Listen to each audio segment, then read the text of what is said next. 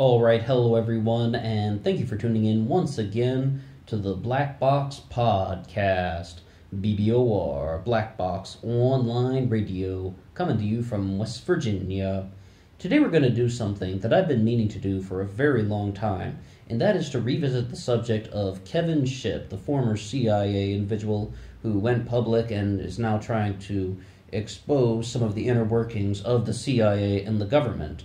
These things were first shared with me on Facebook back in 2018, and my family sort of took a vacation, one of our first family vacations that we've had in about 12 or 13 years or something, now that people are living all over the country, and we were just down on the beach in Virginia, and late at night, right before falling asleep while everyone else is already passed out, I was just kind of, had the headphones in, and I was watching Kevin Shipp's lectures about the CIA, and I had been meaning to rewatch them because, something like that, no matter how sharp you are, you don't always get every single detail, every single statistic, and every single kind of nuanced piece of information that someone has to say about a complicated subject.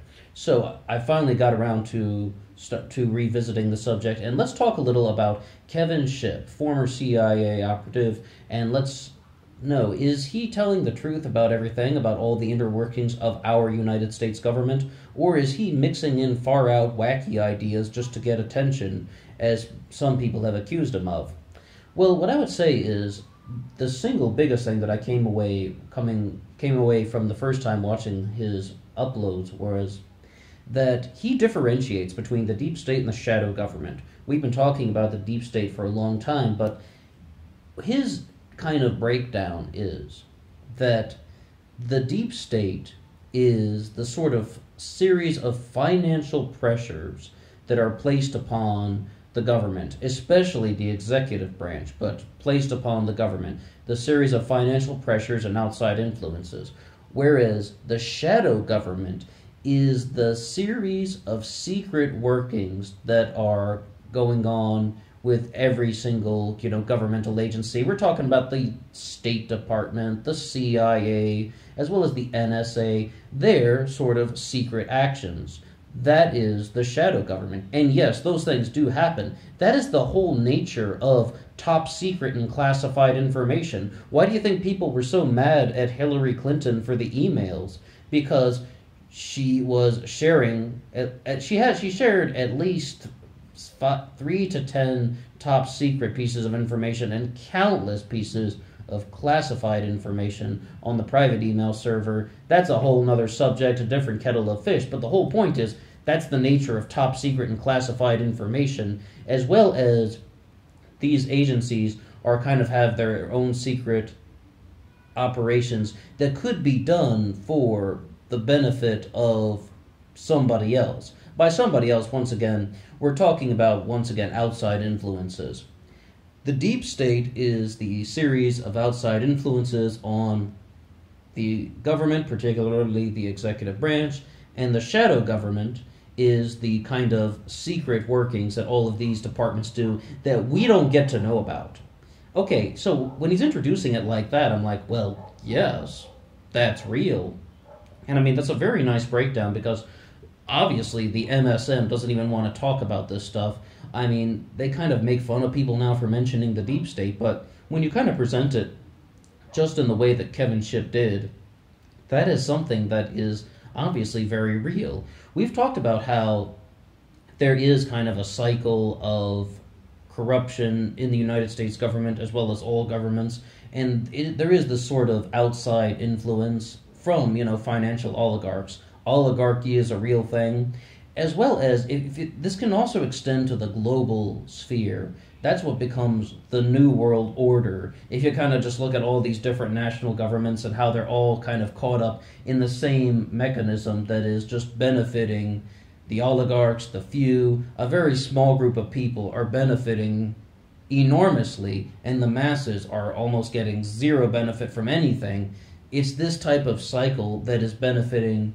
Well, so this type of cycle becomes the New World Order, and we've already talked about the deep state and the shadow government, as laid out by Kevin Shipp. And why is that? How do we know that all of that stuff is connected?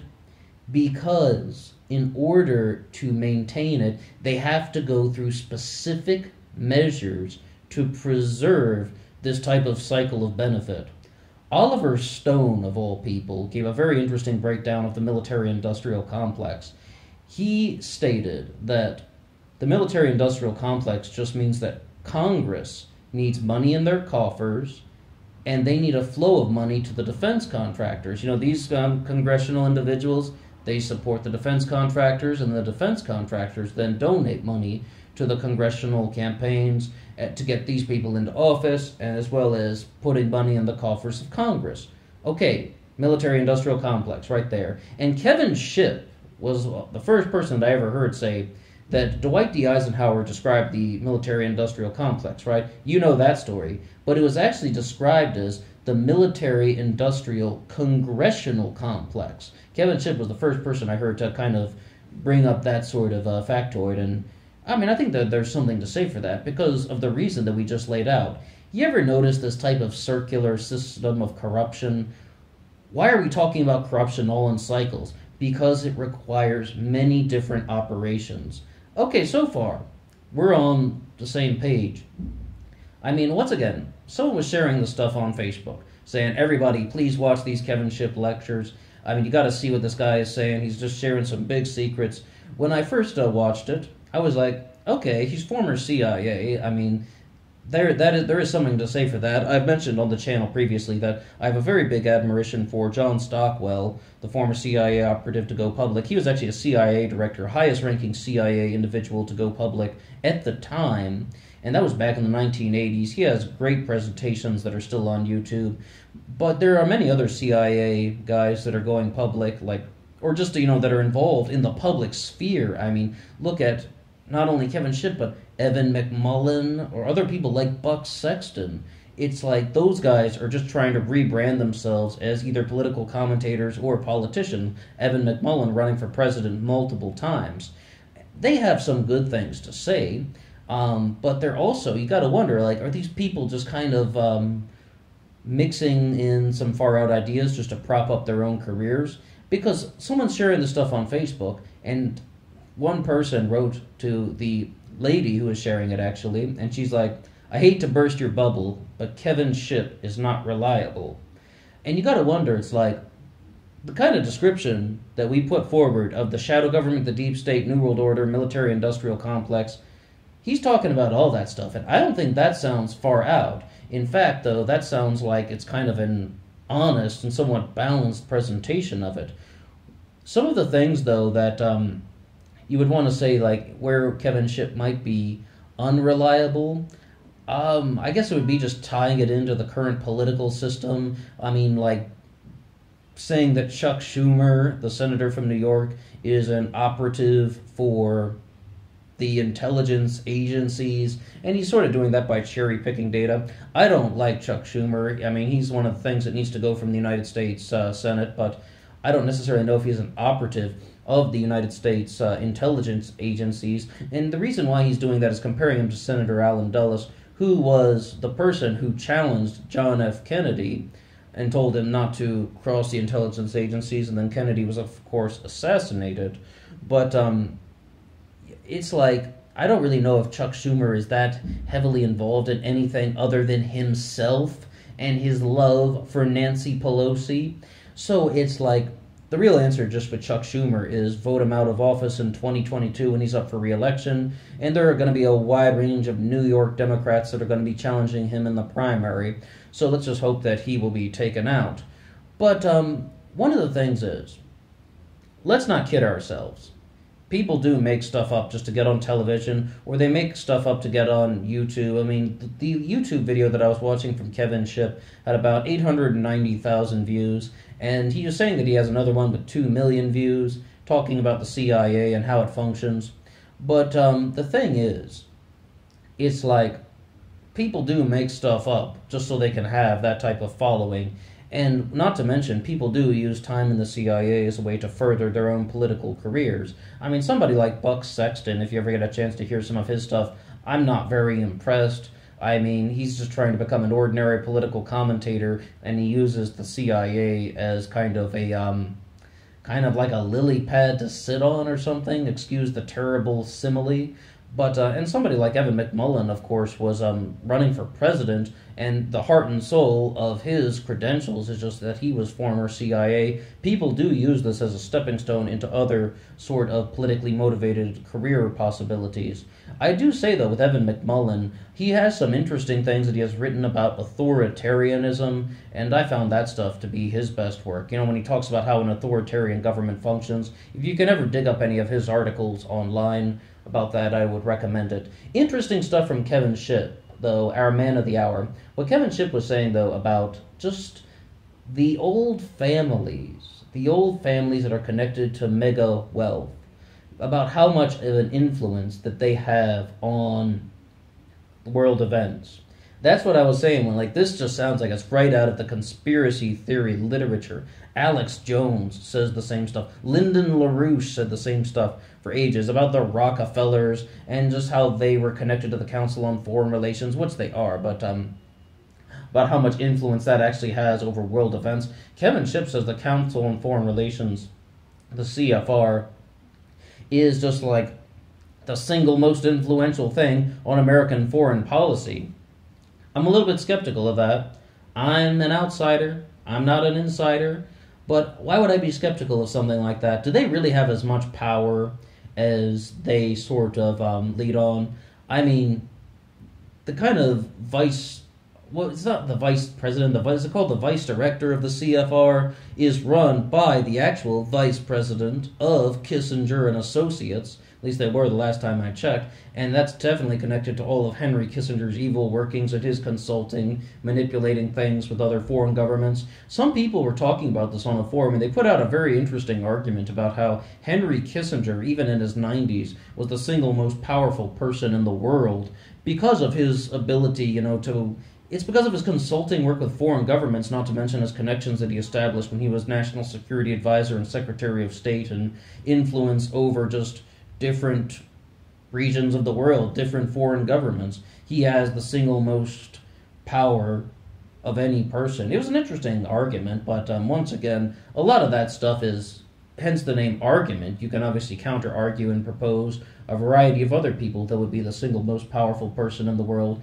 But yes, Kevin Shipp really says that the Council on Foreign Relations is very influential on the United States government. He said that the CIA was founded under Harry Truman, and Truman greatly regretted it. In 2 years, this thing was blown out of proportion. It was taken over by the elite families, and it has never left that. In 2 years, something like the CIA fell into corruption. And one of the ways that they do this is very interesting. One of the points where I'm not going to argue against him, I'm not going to give any kind of skeptical statement, is that the CIA functions on a clause about how they can do covert actions if it calls for it. It's like it's like on an as-need basis, the CIA can conduct covert actions. I mean, I forget the exact phraseology, but that's the kind of nutshell version. What does that have to do with anything? The United Nations, the UN, has the exact same thing set up for the UN peacekeepers.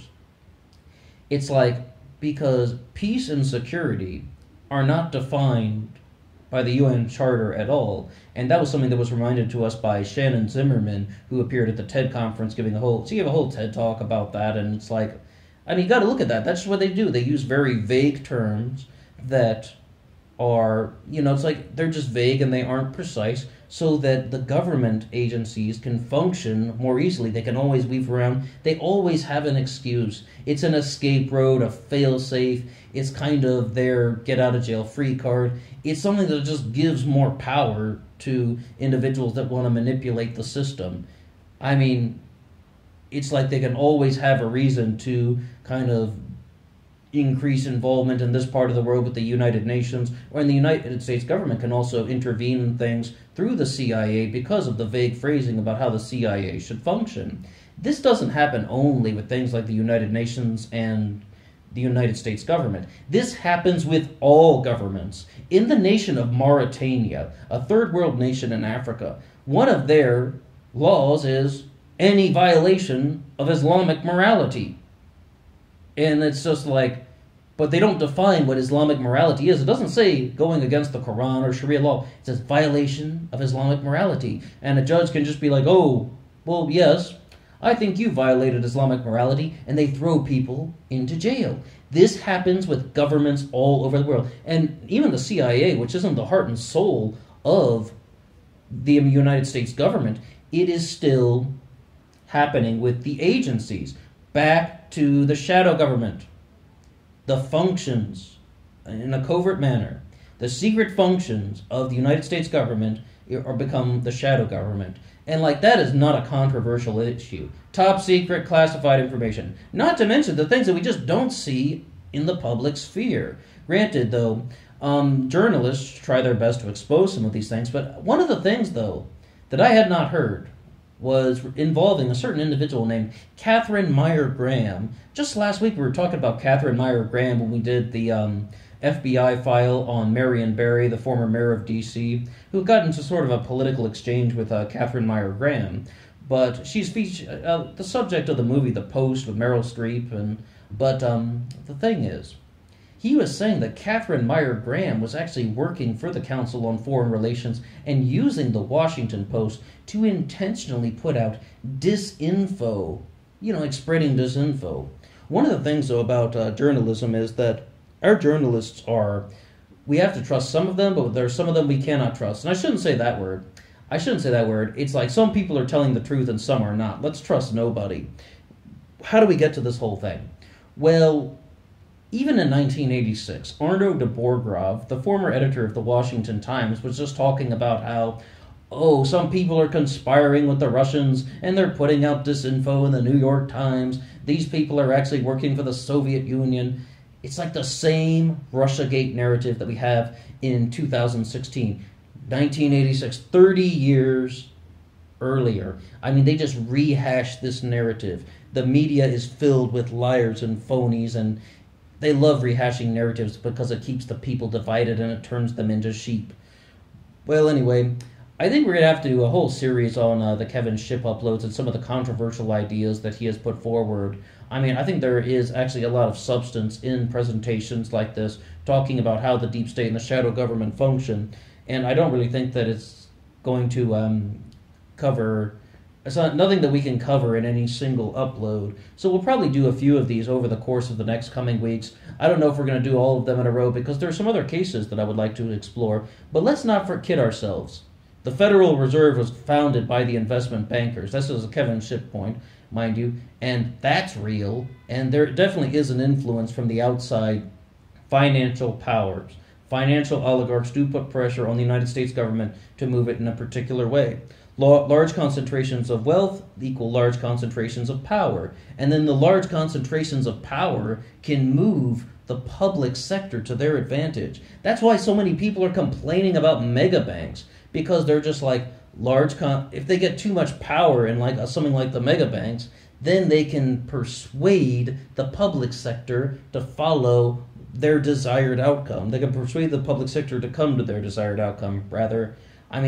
This is kind of one of the cycles that our political system is trapped in, and we can't get out. And remember, it's a cycle, because there are many parties involved. It's not just that we have a crappy president who drives the country into the ground, the way that Fox News and MSNBC want to say. It's that there is this kind of broken system where people who have kind of amassed an enormous amount of wealth over time, and it's not really the people. We shouldn't say